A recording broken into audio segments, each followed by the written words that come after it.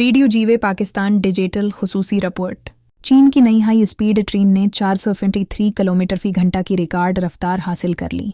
चीन की अगली नस्ल की हाई स्पीड ट्रेन CR-4 ने ऑपरेशनल टेस्टिंग के दौरान 429 किलोमीटर फी घंटा की रिकॉर्ड रफ्तार हासिल कर ली है, जो कि रवायती हाई स्पीड रेल के लिए दुनिया की सबसे तेज़ रफ्तार है।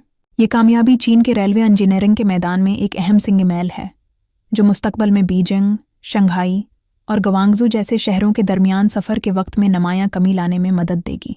माहिरीन के मुताबिक CR-450 सीरीज़ न सिर्फ तेज़ रफ्तार है, बल्कि इसमें तवानाई की बचत, बेहतर एरोडायनामिक्स और शोर में कमी जैसे जदीद फीचर्स भी शामिल हैं।